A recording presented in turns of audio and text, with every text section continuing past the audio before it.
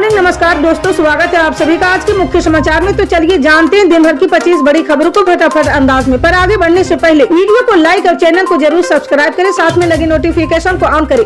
चलिए video start करते हैं। आपको बता दें कि तीसरे चरण के वोटिंग से पहले चुनाव आयोग ने आम आदमी पार्टी के कैंपेन सॉन्ग जेल का जवाब वोट से देंगे पर रोक लगा दी है।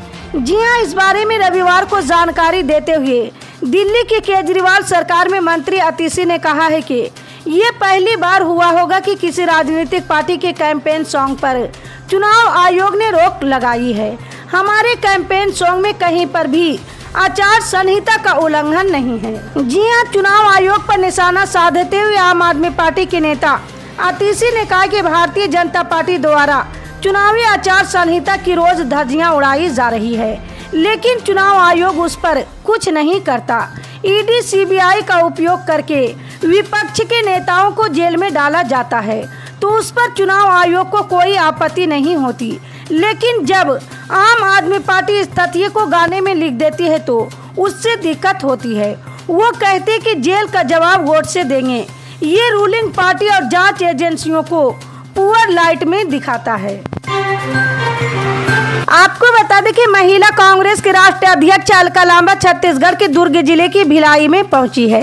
यहां पर उन्होंने अपनी स्पीच में प्रधानमंत्री नरेंद्र मोदी की तुलना रावण से की है और उन्होंने कहा कि रावण ने सीता का हरण किया और प्रधानमंत्री नरेंद्र मोदी ने गरीबों और मजदूरों के अधिकारों का हनन किया है। उन्होंने आगे कहा कि हमारी मंगलसूत्र की चिंता ना करें। उन्होंने कहा कि गरीबों और बेरोजगारी की चिंता करें। जी हां, 7 मई को होने वाले तीसरे चरण के दुर्ग लोकसभा चुनाव को लेकर धीरे धीरे सियासत गर्माती नजर आ रही है। दूसरे चरण का मतदान होने के साथ साथ अब कांग्रेस और बीजेपी की तमाम स्टार प्रचारक अब दुर्ग लोकसभा पहुंच रहे हैं। इसी कड़ी में भिलाई के सेक्टर 10 के गुंडईच मंडप में अलका लांबा ने कांग्रेस प्रत्याशी राजेंद्र साहू के पक्ष में लोगों से मतदान करने की अपील की है। इसके साथ ही उन्होंने केंद्र सरकार और पीएम नरेंद्र मोदी पर जमकर निशाना साधा है। आपको बता दें कि सियासी रूप से देश के दूसरे सबसे बड़े सूबे महाराष्ट्र में लोकसभा चुनाव 2024 बेहद रोचक दौर में पहुंच गया है। जी हां, यहां की कुल 48 संसदीय सीटों पर भाजपा के नेतृत्व वाले एनडीए और दूसरी तरफ कांग्रेस शिवसेना के नेतृत्व वाले महाविकास आघाड़ी के बीच सीधी टक्कर है। जी हां, बीते 2019 के लोकसभा चुनाव से इस बार का चुनाव बिल्कुल ही नई परिस्थिति में हो रहा है। यहां दोनों प्रमुख क्षेत्र दल शिवसेना और एनसीपी दोफाड़ हो चुकी है। दोनों के प्रमुख धड़ा इस वक्त भाजपा के साथ है और आज की सरकार में भागीदारी है। इसके बावजूद भी यहाँ की सीटों पर लड़ाई आसान नहीं होने की रिपोर्ट आ रही है। जी हां, इसी क्रम में भाजपा ने भी इस बार के चुनाव में अपनी रणनीति बदल दी है। 2019 में पार्टी के 23 सांसद जीते थे। उस वक्त शिवसेना और भाजपा ने मिलकर चुनाव लड़ा था, लेकिन इस बार भाजपा बेहद फूंक फूंक कर कदम बढ़ा रही है। पार्टी ने अब तक राज्य में 7 सांसदों का टिकट काटा है। आपको बता दें कि उत्तर प्रदेश के संभल लोकसभा सीट पर समाजवादी पार्टी प्रत्याशी जियाउर रहमान वर्क के लिए चुनाव प्रचार करने पहुंचे सपा मुखिया अध्यक्ष अखिलेश यादव ने कहा कि अब भाजपा को लोग स्वीकार नहीं कर रहे हैं। अखिलेश ने कहा कि दोनों चरण में जो पश्चिम से हवा चली वो भाजपा के खिलाफ चली है। भाजपा का यहाँ मुरादाबाद मंडल में कहीं खाता भी नहीं खुलने वाला है। रामपुर और मुरादाबाद सीट हम जीत रहे हैं। जी हां, सपा अध्यक्ष अखिलेश यादव ने आगे कहा कि किसान परेशान है, महंगाई बढ़ा दी है और विकसित यात्रा के नाम पर उन्होंने प्रधानों से पैसा वसूल के यात्रा कराई है। ये भूसे के लिए भी दबाव बना रहे हैं। प्रशासन के माध्यम से इस बार किसान और गरीब भाजपा का सफाया करने जा रहे हैं। दिल्ली में उन्होंने कीले लगवा दी थी कि डीजल नहीं देते थे। सरकार को तीनों काले कानून वापस लेने पड़े। किसान भाई इस बार सरकार को बदलेंगे और इंडिया गठबंधन की सरकार बनाएंगे तो हम एमएसपी कानून बनाने का काम करेंगे, किसानों के अधिकार देंगे और कर्ज किसानों के माफ करेंगे। उन्होंने बड़े उद्योगपतियों का कर्ज माफ किया है। आपको बता दें कि कलकत्ता हाई कोर्ट के संदेश खाली में महिलाओं के खिलाफ अपराध और जमीन हड़पने के आरोपों की सीबीआई जांच का निर्देश देने के खिलाफ पश्चिम बंगाल सरकार की एक याचिका पर सुप्रीम कोर्ट सोमवार को सुनवाई करेगा। Justice B R. गवई और जस्टिस संदीप मेहता की बेंच के इस मामले की सुनवाई करने की संभावना है।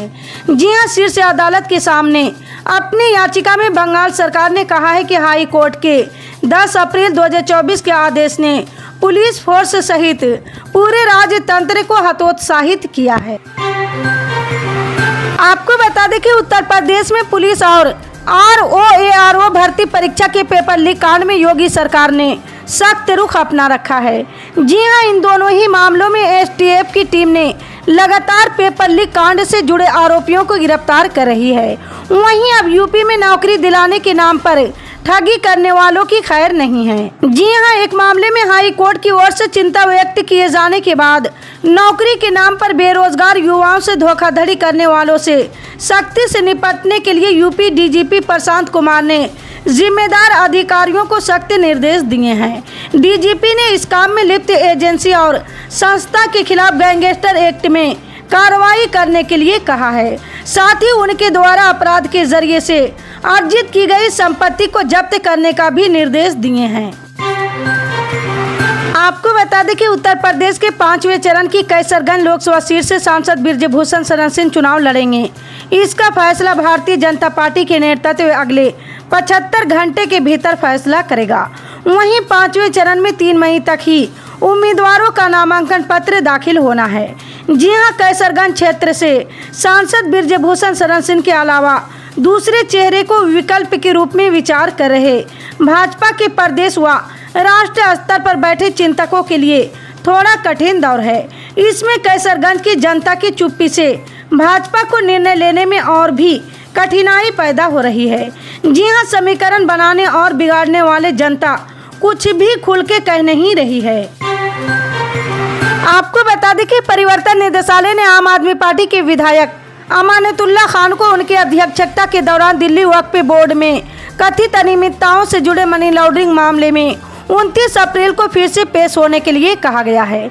जी हां, ओखला विधानसभा सीट से आम आदमी पार्टी के विधायक से केंद्रीय एजेंसी ने पिछले सप्ताह लगभग 13 घंटे तक पूछताछ की थी। आप विधायक को 29 अप्रैल को पेश होने और प्रिवेंशन ऑफ मनी लॉन्ड्रिंग के प्रावधानों के तहत अपना बयान दर्ज कराना जारी रखने के लिए कहा गया है। आपको बता दें कि गुजरात तट से आतंकवाद विरोधी दस्ते और नारकोटिक्स कंट्रोल ब्यूरो ने ज्वाइंट ऑपरेशन के जरिए 46 किलोग्राम ड्रग्स बरामद किया है। बाजार में इसकी कीमत करीब 602 करोड़ रुपया आंकी गई है। जी हां, ATS और NCB ने संयुक्त कार्रवाई कर 14 पाकिस्तानी नागरिकों को भी अरेस्ट किया है। जी हां, बता दें कि यह ऑपरेशन पिछले 2 दिन से चल रहा था। ऑपरेशन के दौरान गिरफ्तारी से बचने की कोशिश में पाकिस्तानी नागरिकों ने ATS अधिकारियों पर अपनी नाव चढ़ाने की कोशिश की तो पुलिस को जवाबी कार्रवाई में फायरिंग करनी पड़ी है। इसी तरह की पल पल की अपडेट जानने के लिए जुड़े रहे हमारे MSP न्यूज के साथ। मिलते हैं अगली बड़ी खबर में, तब तक के लिए जय हिंद।